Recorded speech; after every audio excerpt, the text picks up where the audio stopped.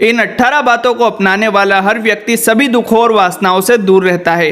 दोस्तों, आज के इस युग में इंसान हर तरह का काम करता है। जुआ खेलता है, मदिरापान करता है, पर स्त्री गमन यानी कि अनैतिक संबंध बनाता है, हिंसा करता है, असत्य का रास्ता चुनता है और आसक्ति और निर्दयता जैसे भी काम करता है।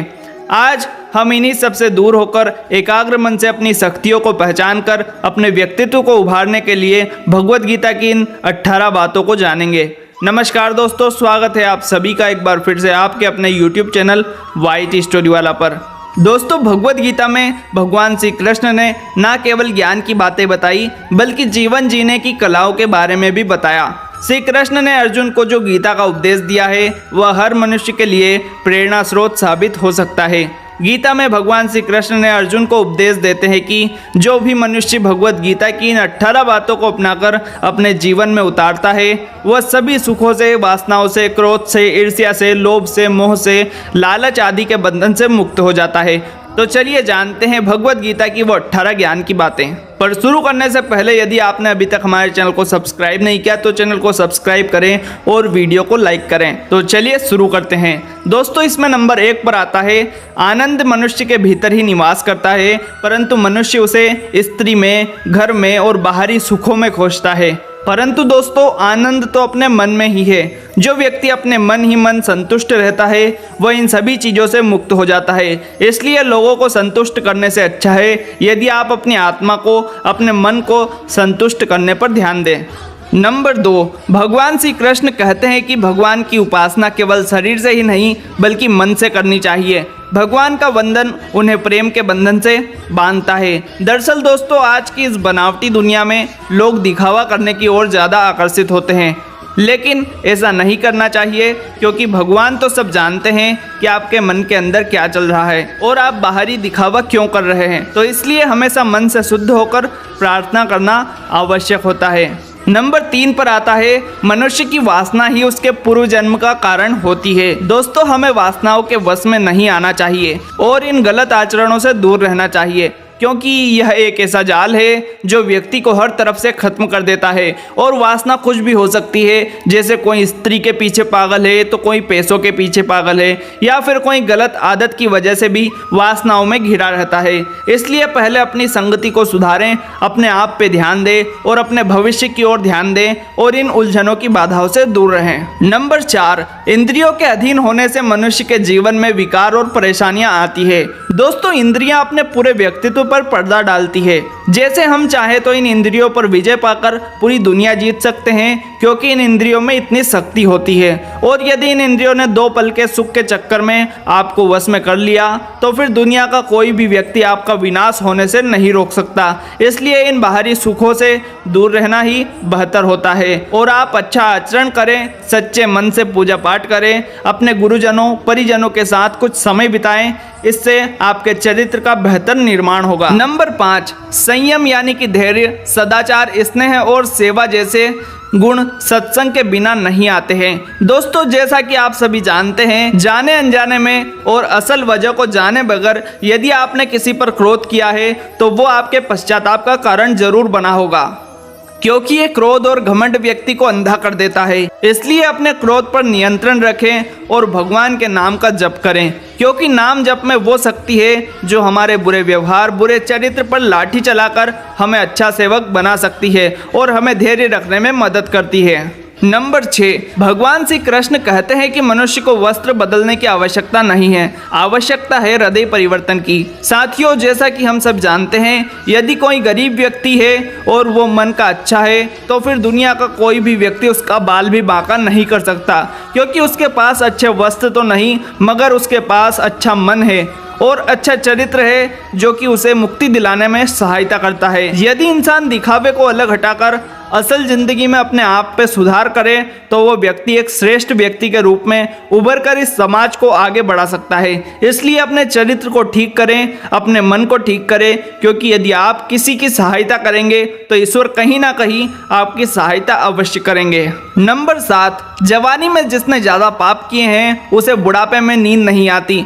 दोस्तों, ये तो सच है कि जो व्यक्ति जवानी में हर जगह मुंह मारता रहता हो या फिर शादीशुदा होने के बाद भी दूसरी औरतों के साथ अनैतिक संबंध बनाता हो, उसे आगे जाकर अपने किए हुए पाप की सजा तो काटनी ही पड़ेगी, मगर मरने से पहले भी उसे कई समस्याओं का सामना करना पड़ता है, जैसे बुढ़ापे में बीमार रहना, शरीर का कोई अंग खराब हो जाना, और यह बातें हमारे शास्त्रों में भी विस्तार से बताई गई है।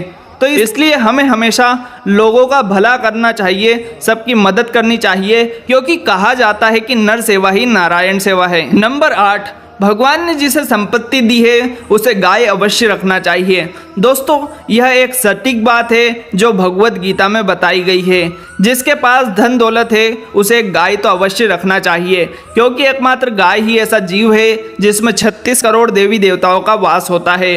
और यदि आप गाय को खुश रखते हैं, यानी कि गाय की सेवा करते हैं, तो दुनिया का कोई भी इंसान या कोई भी जीव आपका बाल भी बांका नहीं कर सकता, आपके घर पर किसी का भी बुरा साया नहीं पड़ता, और आप किसी भी बड़ी बीमारी से ग्रस्त नहीं हो सकते, क्योंकि आपके पीछे उन सभी देवी देवताओं का आशीर्वाद है जो कि एक गाय में वास करते हैं। नंबर 9, जुआ, मदिरापान, परस्त्री गमन यानी कि अनैतिक संबंध, हिंसा, असत्य, आसक्ति और निर्दयता। दोस्तों, इन सभी में कलयुग का वास है। हमें इन सब कर्मों से दूर रहना चाहिए, क्योंकि चाहे यह कलयुग है, लेकिन मृत्यु के बाद हम सबको इस मृत्यु लोक को छोड़कर जाना है, और वहां जाने के बाद हमारे कर्म के हिसाब से ही हमें स्वर्ग या नर्क की प्राप्ति होती है, जहां पर गरुड़ पुराण के अनुसार कर्मों के अनुसार हमारी सजाएं तय होती है। नंबर 10, अधिकारी शिष्य को अच्छा गुरु अवश्य मिलता है। दोस्तों, कहते हैं कि जो शिष्य अच्छा आचरण करता है, सबका कहना मानता है,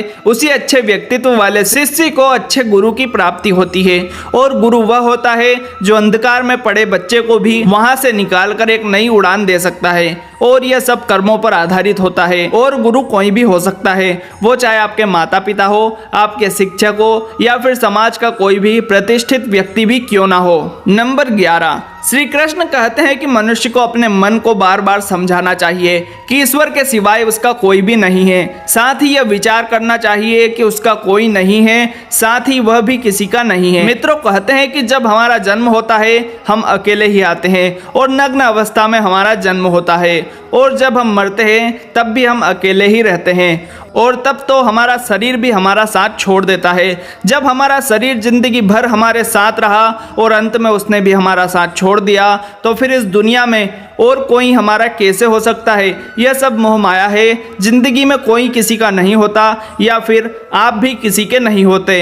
यह सब सांसारिक जीवन का मोह है जो जीवन भर हम इंसानों को भ्रम में बांधे रखता है, और कोई हमारा है तो वो सिर्फ ईश्वर है, और वह ईश्वर भी हमें जन्म देने वाले हमारे माता पिता में ही समाहित होता है। नंबर 12, भोग में क्षणिक यानी कि क्षण भर के लिए सुख है, साथ ही त्याग में स्थायी आनंद है। दोस्तों, आजकल कई ऐसी बातें सुनने को मिलती है जहां थोड़े से पैसे, जमीन, घर या गाड़ी, इस सांसारिक बंधन में बंधे मूर्ख व्यक्ति इन सब के लिए अपने परिजनों से लड़ते रहते हैं, अपने माता पिता से झगड़ा करते हैं, और अपने भाई बंधु से रिश्ते खत्म कर लेते हैं। और यदि कोई ऐसी स्थिति बनती है तो आपको वस्तु का त्याग ही करना चाहिए, क्योंकि ना तो यह जीवन बार बार मिलेगा, और ना ही आपको वो परिजन मिलेंगे जो इन सांसारिक बंधन में बंधी हुई चीज़ों में आनंद ढूंढते हैं। बल्कि कभी कभी पीछे हटना भी फायदेमंद सिद्ध हो सकता है, और उसी में ही आनंद है। नंबर 13,